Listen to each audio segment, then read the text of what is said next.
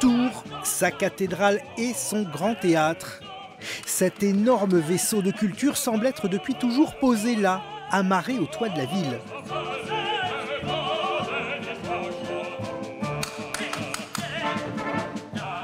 Il y a au moins deux façons de pénétrer dans ce temple de l'opéra et de la musique.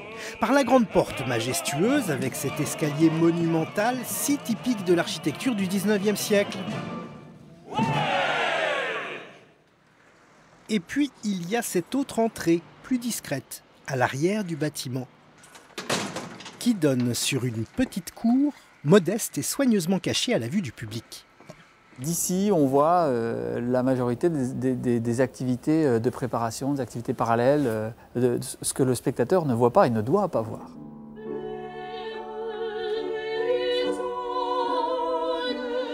Nous voici au cœur des ateliers. C'est là que sont fabriqués tous les éléments de décor. Ici, on soude, on découpe, on perce, on assemble, on peint. Tours est l'un des derniers opéras de province à disposer ainsi de ses ateliers sur son site historique. Alors évidemment, l'exiguïté des lieux pose parfois quelques problèmes de manipulation. Mais la situation présente aussi de sérieux avantages. Les machinistes constructeurs de l'Opéra de Tours agissent aussi bien sur scène en manipulation de décors qu'en atelier en création de décors. Donc cette polyvalence, elle se traduit très concrètement par une meilleure gestion ergonomique de la fabrication, puisque les gens qui fabriquent les éléments savent que c'est eux qui vont les manipuler. L'un des peintres décorateurs réalise un faux marbre pour la future Tosca. Vu de la salle, l'illusion sera parfaite. Il n'y a pas un projet scénographique qui ressemble à un autre. Donc on ne refait jamais quasiment la même chose, d'un ouvrage lyrique à un autre. Donc voilà, cet aspect de curiosité et puis d'innovation à chaque fois, c'est une des parties les plus intéressantes du travail, quoi. Mais quittons un instant le Grand Théâtre. Quelque part en périphérie de la ville, nous découvrons cet immense hangar.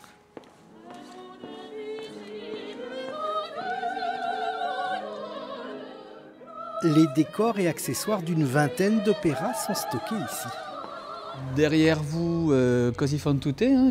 Juste ici, Bérénice. Pêle-mêle, je vois certains éléments de Macbeth. Bon, voilà, j'ai vu un Mozart là-bas. Ces décors qui nous ont fait rêver, nous les retrouverons demain sur une autre scène pour présenter une autre œuvre avec d'autres métiers tout aussi importants.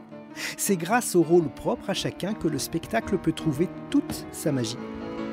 Oui, c'est moi qui choisis, Seigneur de la Mancha, pour toujours au service des honneurs.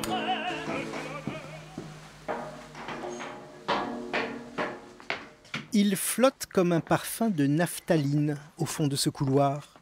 Dans cette salle, plus de 5000 éléments de costume sont délicatement alignés. Capitaines, femmes du monde, jeunes bourgeois ou enfants des rues, ils sont tous là, au garde à vous, reflet d'une époque ou d'une société. Ils témoignent en tout cas de la longue histoire de l'Opéra de Tours. Mais déjà, il faut préparer les prochains modèles. Alors là, c'est la Reine Caroline, c'est pour le Te Deum, ce sera une figurante qui portera ce costume. Voilà, dans le Te Deum, chanté avec le chœur, etc. Là, nous avons le cardinal, toujours pareil, avec une énorme cape comme ça. Donc il y a aussi beaucoup de costumes dans cet ouvrage qui ont été récupérés d'un ancien Tosca. Donc on fait des costumes neufs, mais on a aussi essayé de récupérer des costumes au stock. Nous entrons dans l'atelier de couture. Ici, c'est le royaume des petites mains.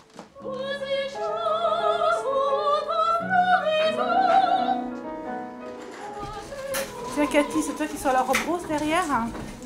On a les fiches de mesure des artistes et on fait les costumes, on coupe les costumes aux mesures des artistes. Après, les artistes, quand ils arrivent au moment de la mise en scène, on fait les essayages et on finit les costumes. Des costumes taillés tout spécialement pour des chanteurs d'opéra, donc. Une vraie prouesse technique. Dès qu'on veut fermer un col de chemise à un homme, donc tout de suite il étouffe avant d'avoir fermé donc on met 4 tailles au-dessus, voilà, on ne va absolument pas serrer le cou pour les garçons. Et pour les femmes, au niveau du ventre, etc., certaines personnes supportent d'être serrées, d'autres non. Et puis aussi des mouvements, parce que lorsqu'on doit lever le bras, etc., il ne faut pas être coincé par une emmanchure. Donc il y a des astuces de costumier, on met des soufflets.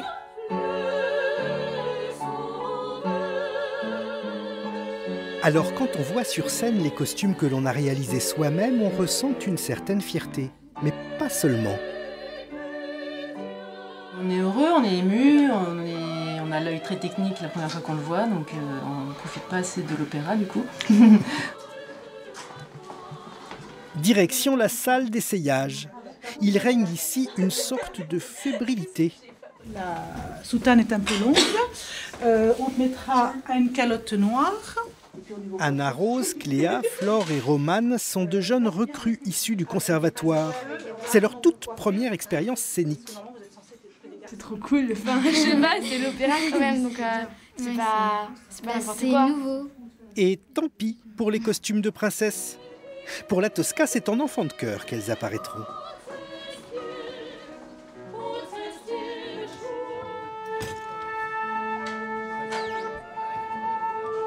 Notre guide nous entraîne à présent dans les entrailles de l'opéra.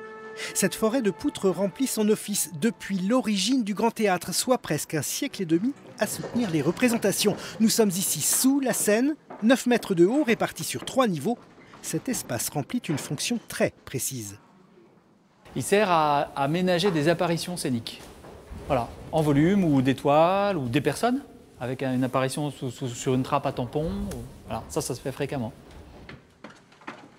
D'étage en étage, d'escalier en coursive, nous montons à présent au 5e niveau, dans ce qu'on appelle les cintres. Ici, en fait, on procède au levage des décors en hauteur. Donc, ça s'appelle cintrier. Voilà. Et donc là, pour vous donner l'exemple, il m'a demandé de lui charger, c'est-à-dire de faire charger, c'est descendre un décor pour chez nous.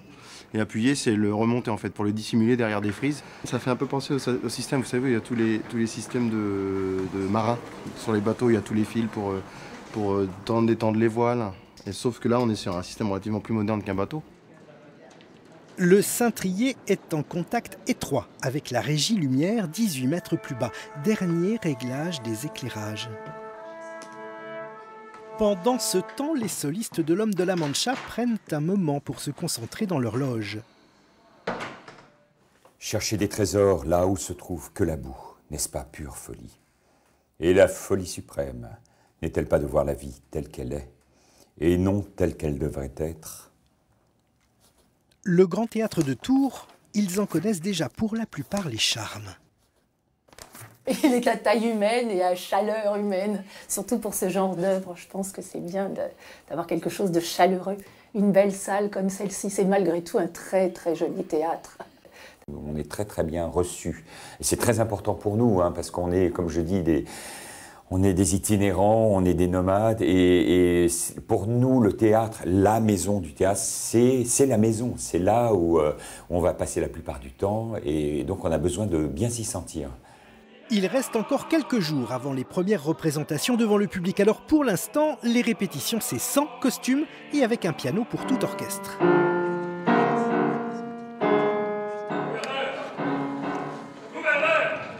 Je suis sincèrement navré d'avoir quelque peu perturbé votre tranquillité. Mais Joséphine...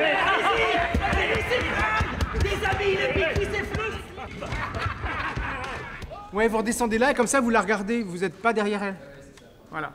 Et ça, et un peu plus serré, le groupe un peu plus compact. Voilà, et comme ça un peu de dos. D'ajustement en précision, le spectacle prend forme. Pour la prochaine étape, tous les artistes seront réunis sur la scène et dans la fosse.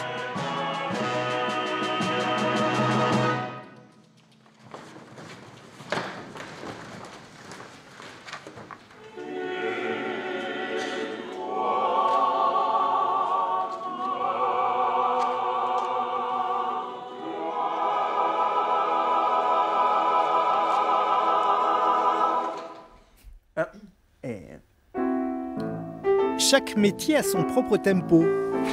Quand les uns affinent les réglages du prochain opéra, d'autres s'attellent déjà au suivant.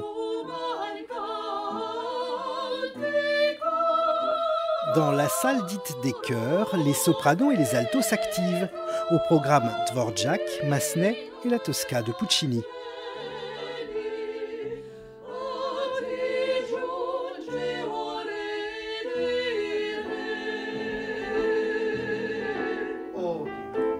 Merci beaucoup. Oui, c'est pas mal du tout, mesdames. On a, globalement, on est un peu en dessous du tempo. On était un tout petit peu derrière, du coup, ça a du mal à avancer. Il faut qu'on trouve un peu de dynamique. Quand le chœur devient un personnage à part entière. L'aider à s'harmoniser, à trouver sa couleur d'ensemble, c'est l'un des rôles d'Alexandre Hervian, le jeune chef de chœur landais nouvellement arrivé à Tours. Et il faut qu'il rassemble. C'est un peu le berger. Pour autant, nous ne sommes pas des moutons. Nous ne sommes pas des moutons. Pas du lait, beaucoup de travail. C'est un effectif assez réduit finalement, parce qu'on se retrouve à 13 chanteurs, donc c'est en moyenne entre 3 et 4 chanteurs par voix. Donc c'est vraiment un chœur de chambre, hein, ce qu'on peut appeler un chœur de chambre. Ça présente vraiment l'avantage de pouvoir faire un vrai travail de fond très précis, très exigeant pour le chœur aussi. Changement d'étage et petit tour dans la salle de danse. C'est le tour qui fait que du coup ça fait cette position-là. Bah c'est parce qu'on fait cette pirouette. Les artistes construisent leur chorégraphie pas à pas. On commence d'abord nous, et puis après on va en scène, donc on voit déjà l'espace avec le décor, et puis après on rajoute les costumes, et puis après on rajoute les perruques. Enfin, à chaque fois il y a un élément nouveau qui nous donne aussi le temps de nous adapter à chaque fois pour l'aboutissement final. Nous retrouvons nos danseurs sur le plateau. Ils seront bientôt rejoints par les autres artistes pour une première répétition générale avec cette fois-ci costume et orchestre. Le tout sous l'œil attentif du nouveau directeur des lieux, lui qui entend s'appuyer sur les atouts de l'équipement tourangeau. On a la chance, puisqu'on n'a pas de soliste permanent, de pouvoir inviter des artistes, donc certains qui sont sur les plus grandes scènes internationales, et puis aussi des artistes plus jeunes, et on peut pouvoir mélanger un petit peu ces expériences différentes. On a moins de contraintes apparemment que dans une très grande maison type Opéra National, et avec des enjeux plus importants, puisqu'on est le seul outil régional, donc l'orchestre régional, qui est subventionné aussi par la région, a une très forte mission de diffusion en dehors de la ville de siège qui est Tours. Mesdames, Messieurs, dans 5 minutes, la figuration du début en scène. Mesdames, Messieurs, dans 5 minutes, la figuration du début en scène. L'énorme machinerie s'ébranle avec la précision d'une horloge suisse. Dans cette subtile mécanique où chaque pièce trouve sa place, réglée, millimétrée, solistes, choristes, danseurs, musiciens et techniciens nous offrent éblouissement et émotion.